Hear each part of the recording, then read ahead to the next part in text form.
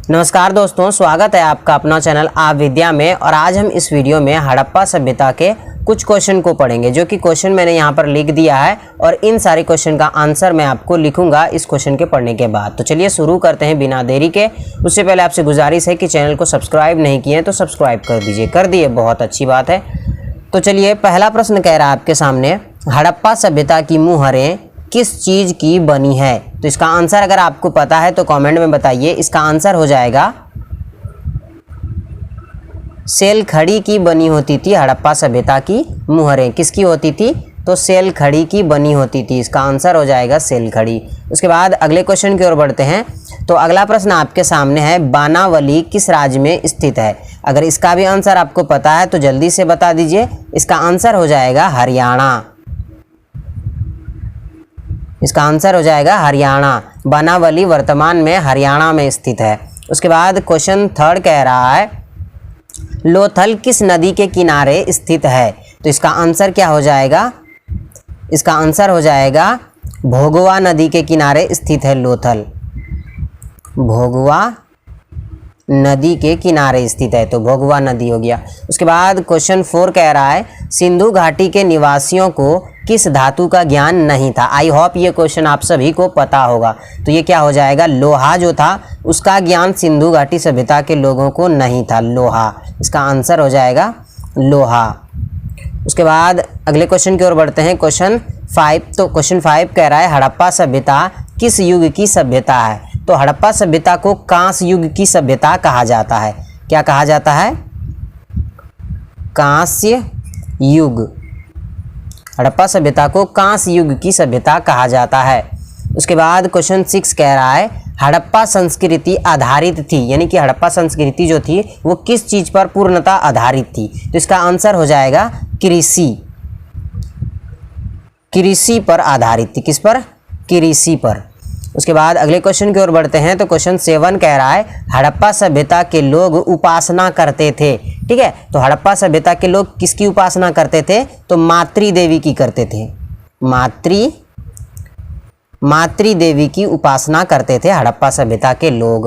उसके बाद क्वेश्चन 8 की ओर बढ़ते हैं। तो क्वेश्चन 8 कह रहा है, हड़प्पा सभ्यता का स्वरूप कैसा था? हड़प्पा सभ्यता का स्वरूप किस प्रकार का था? तो हड़प्पा सभ्यता जो था वो था शहरी सभ्यता या नगरीय सभ्यता कह सकते हैं। तो इसको कह सकते हैं शहरी सभ्यता या इसे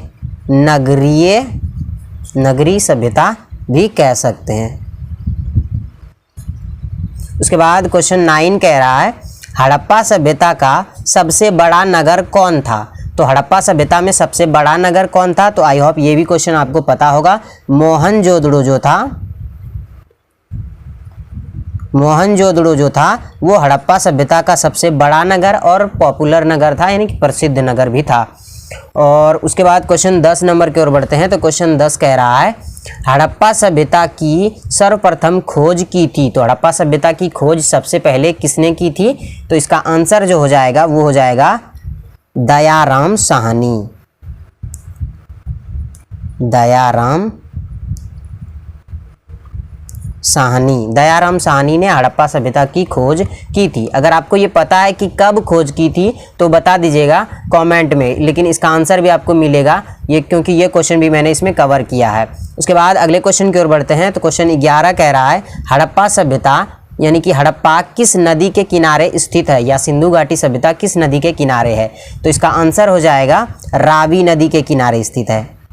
किस नदी के किनारे स्थित है? तो रावी नदी के किनारे स्थित है। उसके बाद अगले क्वेश्चन की ओर बढ़ते हैं। तो क्वेश्चन 12 कह रहा है, हड़प्पा सभ्यता की सबसे महत्वपूर्ण विशेषता थी। तो हड़प्पा सभ्यता की सबसे महत्वपूर्ण विशेषता क्या थी? इसका था नगर योजना और वास्तुकला।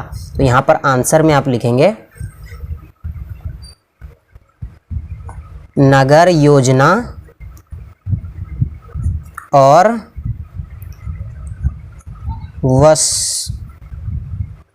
वास्तुकला। नगर योजना और वास्तुकला हड़प्पा सभ्यता की महत्वपूर्ण विशेषताओं में शामिल होते थे। उसके बाद क्वेश्चन 13 नंबर कह रहा है, हड़प्पा सभ्यता का प्रशासन था, यानी कि हड़प्पा सभ्यता में किस प्रकार के प्रशासन होते थे? तो इसका आंसर हो जाएगा नगर पालिका।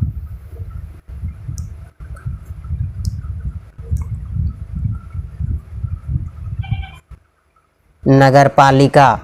उसके बाद क्वेश्चन 14 कह रहा है हड़प्पा सभ्यता के पतन के क्या कारण थे। तो देखिए इसका एग्जैक्ट कारण जो है वो अभी तक नहीं पता चल पाया है कि आखिर हड़प्पा सभ्यता का पतन कैसे होगा है, लेकिन अनुमानिता जो है वो आंसर में आपको लिखना है कि हो सकता है कि इसका जो पतन हुआ है वो विदेशी आक्रमण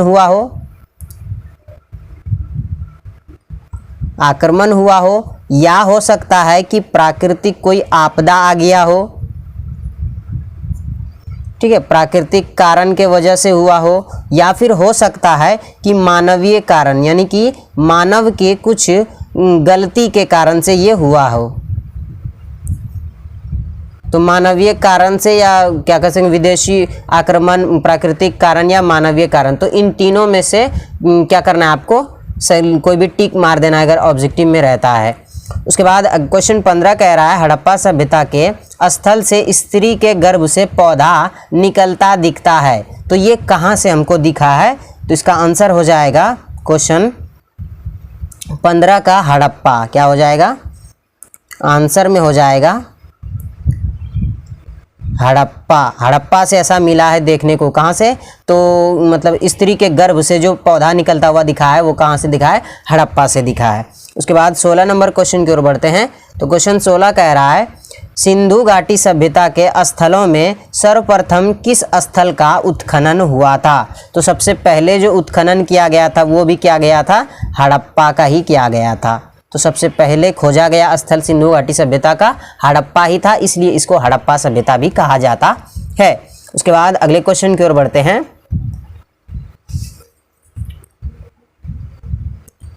तो क्वेश्चन 17 आपके सामने आ रहा है और क्वेश्चन 17 कह रहा है, क्वेश्चन 17 है सिंधु घाटी सभ्यता में गोदी बाड़ा का प्रमाण कहाँ से मिला है। तो सिंधु घाटी सभ्यता में जो गोदी बाड़ा का प्रमाण मिला है वो मिला है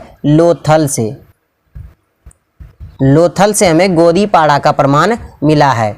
उसके बाद क्वेश्चन 18 कह रहा है कि किस सिंधु स्थल से सूती कपड़े के साक्ष्य मिले हैं। यानी कि सिंधु स्थल से सूती कपड़े का जो नमूना मिला है, साक्ष्य मिला है, वो किस जगह से मिला है। तो इसका आंसर हो जाएगा, आंसर क्या हो जाएगा,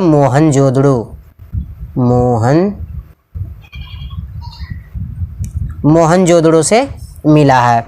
उसके बाद क्वेश्चन 19 कह रहा है मोहनजोदड़ो का उत्खनन किया था। तो मोहनजोदड़ो का उत्खनन किसने किया था, आर.डी. बनर्जी ने किया था। आर.डी. बनर्जी यानी कि राखल दास बनर्जी, ठीक है। आर.डी. बनर्जी का मतलब पूरा नाम क्या लिख सकते हैं, राखल दास बनर्जी। उसके बाद क्वेश्चन 20 की ओर बढ़ते हैं। तो क्वेश्चन 20 आपके सामने कह रहा है मोहनजोदड़ो किस नदी के किनारे बसा हुआ था। तो मोहनजोदड़ो जो था वो किस नदी के किनारे बसा हुआ था। तो इसका आंसर जो हो जाएगा वो हो जाएगा सिंधु नदी के किनारे, सिंधु नदी के किनारे बसा हुआ था। तो यहाँ पे कंफ्यूज ये होता है कि जो हड़प्पा था वो रावी नदी के किनारे स्थित था। याद रखिएगा हड़प्पा कहाँ स्थित था, हड़प्पा जो था वो रावी नदी के किनारे स्थित था और मोहनजोदड़ो जो है वो कहाँ पर है, तो सिंधु नदी के किनारे स्थित है। तो ये आपको याद रखना है, यहाँ पर कंफ्यूज नहीं होना है क्योंकि बहुत सारे स्टूडेंट इसमें कंफ्यूज हो जाते हैं। उसके बाद क्वेश्चन 21 जो है इसके ओर चलते हैं। क्वेश्चन 21 कह रहा है मोहनजोदड़ो किस भाषा का शब्द है। तो मोहनजोदड़ो जो है वो सिंधी भाषा का शब्द है। किसका है, सिंधी भाषा का शब्द है। मोहनजोदड़ो सिंधी भाषा का शब्द है। उसके बाद क्वेश्चन 22 की ओर बढ़ते हैं। तो क्वेश्चन 22 कह रहा है लोथल कहाँ स्थित है। वर्तमान में अभी जो लोथल है वो कहाँ स्थित है। तो इसका आंसर हो जाएगा गुजरात में। लोथल कहाँ स्थित है वर्तमान में, तो गुजरात में स्थित है। उसके बाद अगले क्वेश्चन की ओर बढ़ते हैं। क्वेश्चन 23 की ओर। क्वेश्चन 23 कह रहा है प्राचीन इतिहास का निर्माण किया गया, यानी कि प्राचीन इतिहास का जो निर्माण किया गया था वो किसके आधार पर किया गया था। तो देखिए प्राचीन इतिहास का निर्माण किया गया था 3 चीज़ों को मिला करके। पहला नंबर 1 में आपको लिखना है साहित्यक स्रोत।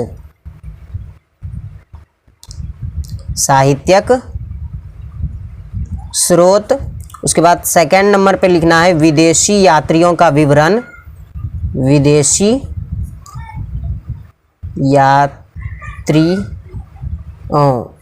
यात्रियों का विवरण। और 3 नंबर में लिखना है पुरातात्विक अवशेष, पुरातात्विक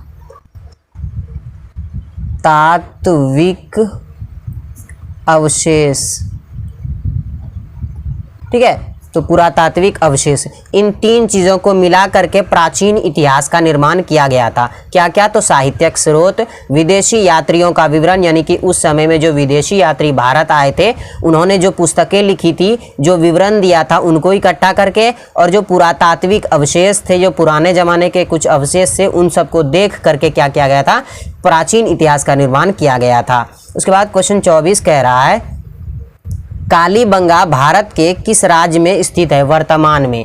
तो इसका क्वेश्चन 24 का राइट आंसर हो जाएगा राजस्थान। क्या हो जाएगा? राजस्थान। कालीबंगा वर्तमान में कहाँ स्थित है? तो राजस्थान में स्थित है। उसके बाद क्वेश्चन 25 की ओर बढ़ते हैं। तो क्वेश्चन 25 कह रहा है गंदे पानी की निकासी की समुचित व्यवस्था सर्वप्रथम किस सभ्यता में देखने को मिली है? तो सबसे पहले हमें कहाँ पर मिला है देखने को? सबसे पहले हमें सिंधु घाटी सभ्यता में ये चीज़ देखने को मिला है। सिंधु घाटी सभ्यता, सिंधु घाटी सभ्यता में सबसे पहले देखने को मिला है। उसके बाद क्वेश्चन 26 कह रहा है कालीबंगा किस नदी के किनारे स्थित है? कालीबंगा जो है वो किस नदी के किनारे स्थित है? तो वो सरस्वती नदी के किनारे स्थित है। कहाँ पर है? सरस्वती नदी के किनारे स्थित, सरस्वती नदी के किनारे स्थित है। उसके बाद क्वेश्चन 27 कह रहा है सिंधु सभ्यता का बंदरगाह नगर कौन सा है? सिंधु सभ्यता का बंदरगाह नगर कौन सा है? तो इसका आंसर हो जाएगा, ये बहुत ही इंपॉर्टेंट है तो इसको आप याद रखिएगा। सिंधु सभ्यता का बंदरगाह नगर है लोथल। क्या है? लोथल है सिंधु सभ्यता का बंदरगाह नगर। और ये VVI क्वेश्चन है, ठीक है, वेरी वेरी इंपॉर्टेंट क्वेश्चन है तो इसको आप याद रखिएगा। उसके बाद क्वेश्चन 28 कह रहा है सिंधु सभ्यता में नर्तकी की मूर्ति कहाँ से मिली है? ये नर्तकी की जो मूर्ति सिंधु घाटी सभ्यता में मिली है वो हमें कहाँ से मिली है? तो इसका आंसर हो जाएगा, मोहनजोदड़ो। मोहनजोदड़ो कहाँ से मिला है? मोहनजोदड़ो से मिला है सिंधु घाटी सभ्यता में नर्तकी की मूर्ति। नर्तकी की मूर्ति कहाँ से मिला है? तो मोहनजोदड़ो से। उसके बाद क्वेश्चन 29 कह रहा है सिंधु सभ्यता का किस देश के साथ व्यापारिक संबंध नहीं था? क्या पूछ रहा है? नहीं था। ठीक है, तो ये याद रखिए, नहीं पूछा जा रहा है। तो नहीं जो था वो किसके साथ नहीं था? चीन के साथ नहीं था। ठीक है, आंसर में हो जाएगा चीन के साथ नहीं था। और इसका व्यापार जो था वो क्या कहते हैं मेसोपोटामिया के साथ भी था और अफगानिस्तान की तरफ से भी था, तो बहुत सारे के साथ था, लेकिन नहीं था पूछा जाए तो चीन लिखना। और ये भी बहुत ही ज़्यादा इंपॉर्टेंट है तो इसमें भी मैं VVI दे देता हूँ, तो ये भी बहुत ही इंपॉर्टेंट क्वेश्चन है। उसके बाद क्वेश्चन 30 कह रहा है सिंधु वासियों को प्रमुख देवता कौन थे? यानी कि सिंधु घाटी के जो लोग थे वो किस देवता को सबसे ऊपर मानते थे, सबसे पहले मानते थे? तो इसका राइट आंसर हो जाएगा पशुपति महादेव। क्या हो जाएगा? पशुपति महादेव। किसको मानते थे? पशुपति महादेव को मानते थे ये लोग। उसके बाद क्वेश्चन 31 की ओर बढ़ते हैं। तो क्वेश्चन 31 कह रहा है सिंधु घाटी सभ्यता का कौन सा स्थल मृतकों का टीला के रूप में जाना जाता है? सिंधु घाटी सभ्यता का कौन सा स्थल मृतकों का टीला के रूप में जाना जाता है? तो इसका आंसर क्या हो जाएगा? सिंधु घाटी सभ्यता का मोहनजोदड़ो। क्या हो जाएगा? मोहनजोदड़ो। मोहनजोदड़ो जो है वो सिंधु घाटी सभ्यता का क्या कहा जाता है? मृतकों का टीला कहा जाता है। उसके बाद क्वेश्चन 32 की ओर बढ़ते हैं। तो क्वेश्चन 32 कह रहा है सिंधु सभ्यता का कौन सा स्थल सिंध का बाग कहा जाता है? तो सिंध का बाग भी मोहनजोदड़ो को ही कहा जाता है। मृतकों का टीला और क्या कहते हैं सिंध का बाग वो भी कहा जाता है मोहनजोदड़ो को, यानी कि दोनों चीज़ जो है वो मोहनजोदड़ो को ही कहा जाता है। मोहनजोदड़ो से आप क्या क्या सीखे? मोहनजोदड़ो जो है वो सबसे पहले क्या है, एक प्रसिद्ध केंद्र था। ठीक है, उसके बाद दूसरा चीज़ मोहनजोदड़ो जो था वो एक व्यापारिक केंद्र भी था और ये बहुत ज़्यादा पॉपुलर था, लोग इसको जानते थे दूर दूर तक। और ये क्या था, एक सिंध का बाग भी कहा जाता था और मृतकों का टीला के रूप में मोहनजोदड़ो को जाना जाता था। तो मोहनजोदड़ो के बारे में बहुत सारे फैक्ट हैं, ये याद रखना है आपको। एग्जाम में यहाँ कोई ना कोई एक फैक्ट पूछ लिया जाता है। क्वेश्चन 33 कह रहा है सिंधु सभ्यता में समाज का स्वरूप था।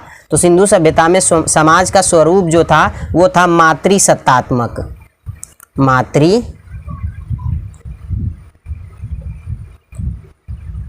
मातृसत्तात्मक कैसा था उसका समाज, तो मातृसत्तात्मक था समाज सिंधु सभ्यता में। उसके बाद क्वेश्चन 34 कह रहा है सिंधु घाटी सभ्यता किसके समकालीन नहीं मानी जाती है। तो सिंधु घाटी सभ्यता जो है वो चीनी सभ्यता के समकालीन नहीं मानी जाती है। किसके मानी, तो चीनी सभ्यता के समकालीन, चीनी सभ्यता के समकालीन नहीं मानी जाती है। उसके बाद क्वेश्चन 35 कह रहा है सिंधु सभ्यता का क्षेत्रफल किस आकार का था। तो सिंधु घाटी सभ्यता का जो क्षेत्रफल था वो था, इसको देख के कुछ पता चला आपको? नहीं, तो अभी हम लिख देते हैं तब पता चलेगा। त्रिभुजाकार। कैसा था? त्रिभुजाकार था। उसका क्षेत्रफल किस प्रकार से था? तो त्रिभुजाकार था। ठीक है, ये बहुत ही इंपॉर्टेंट है। उसके बाद क्वेश्चन 36 कह रहा है किस सिंधु स्थल में महिला और पुरुष को एक साथ दफनाया गया था या दफनाया गया है। तो इसका आंसर क्या हो जाएगा, वो हो जाएगा रोपड़ में। कहाँ पर हो जाएगा? रोपड़ में ऐसा हुआ था, रोपड़ में। उसके बाद क्वेश्चन 27 कह रहा है सिंधु सभ्यता में विशाल स्नानागार के अवशेष कहाँ से प्राप्त हुए हैं। ठीक है, ग्रेट बाथ जो था वो कहाँ पर था सिंधु घाटी सभ्यता में। तो इसका आंसर क्या हो जाएगा, वो हो जाएगा मोहनजोदड़ो। आंसर में मोहनजोदड़ो, मोहनजोदड़ो। उसके बाद क्वेश्चन 38 कह रहा है सिंधु घाटी सभ्यता की जुड़वा राजधानी थी। तो सिंधु घाटी सभ्यता की जुड़वा राजधानी कौन थी, ये बहुत ही इंपॉर्टेंट है, तो इसे याद रखिएगा। सिंधु घाटी सभ्यता की जुड़वा राजधानी थी हड़प्पा और मोहनजोदड़ो। हड़प्पा और मोहनजोदड़ो सिंधु घाटी सभ्यता की जुड़वा राजधानी थी। उसके बाद क्वेश्चन 39 कह रहा है राखलदास बनर्जी को मोहनजोदड़ो के अवशेष किस वर्ष मिले। तो किस वर्ष मिले थे राखलदास बनर्जी को मोहनजोदड़ो के अवशेष। तो इसका आंसर जो हो जाएगा वो हो जाएगा 1922 में मिले थे। कब मिले थे? 1922 में राखलदास बनर्जी ने मोहनजोदड़ो को ढूंढ कर निकाला था, यानी कि उसका अवशेष इसको मिल गया था। उसके बाद क्वेश्चन 40 कह रहा है हल से जुते खेत के साक्ष्य कहाँ से मिले हैं। तो इसका आंसर हो जाएगा क्या? आंसर हो जाएगा कालीबंगा, कालीबंगा। उसके बाद क्वेश्चन 41 कह रहा है पशुपति महादेव की मुहर में कौन सा जानवर नहीं था। तो पशुपति का जो मुहर था, ठीक है, तो उसमें बहुत सारे जानवरों के चित्र बने हुए थे, तो उसमें कौन से जानवरों की चित्र नहीं थी, तो यही आपको बताना है। तो इसका आंसर क्या हो जाएगा? इसका आंसर हो जाएगा शेर। उसके मतलब मुहर में सिर्फ शेर का चित्र नहीं था और बाकी बहुत सारे जानवर का था, भैंस का था, बहुत सारे जानवरों का था, लेकिन शेर का नहीं था। उसके बाद क्वेश्चन 42 कह रहा है किस स्थल से शतरंज की तरह खेल के प्रमाण प्राप्त हुए हैं। तो किस तरह से, कौन सी जगह से मिला है ये हमें शतरंज की तरह खेलने का प्रमाण। तो इसका आंसर हो जाएगा लोथल से। कहाँ से मिला है? लोथल से मिला है। उसके बाद क्वेश्चन 43 कह रहा है कि राय बहादुर दयाराम साहनी ने कहाँ उत्खनन करवाया था। तो राय बहादुर दयाराम साहनी ने कहाँ उत्खनन करवाया था। तो इसका आंसर हो जाएगा हड़प्पा। क्या हो जाएगा? हड़प्पा। हड़प्पा में उत्खनन करवाया था। और कब करवाया था? तो 1921 में करवाया था, याद रखिएगा। और ये क्या कह सकते हैं, मोहनजोदड़ो का 1922 में, तो ये आप जान ही चुके हैं। उसके बाद अगला प्रश्न है मोहनजोदड़ो की खोज 1922 ईस्वी में किसने की थी। तो मोहनजोदड़ो की खोज 1922 में किसने की थी? अभी आप तुरंत क्वेश्चन ऊपर पढ़े हैं, तो किसने की थी? राखलदास बनर्जी ने की थी। किसने? राखलदास बनर्जी ने। अगर वीडियो पसंद आए तो वीडियो को लाइक करना। और एक ज़रूरी बात दोस्तों, आपको यहाँ यूट्यूब सर्च बार में आना है और यहाँ पर लिखना है आपको MD फैक्ट 2M, ये आपको लिखना है और उसके बाद आपको सर्च कर देना है। इस तरीके से आप सर्च जब करेंगे तो आपके सामने जो चैनल ओपन होकर आएगा, ये मेरा ही चैनल है, दूसरा चैनल, तो इसको सब्सक्राइब कर लीजिएगा कुछ इस प्रकार से। आप चैनल पर पहली बार आएँ तो सब्सक्राइब कर देना। इसी तरह के वीडियो और हम अपलोड करते रहेंगे। तो अगर वीडियो किस तरीके का लगा ये हमें ज़रूर बताइएगा। और जिन लोगों ने भी वीडियो को लास्ट तक देखा है वो अपना नाम कॉमेंट बॉक्स में लिख दीजिएगा।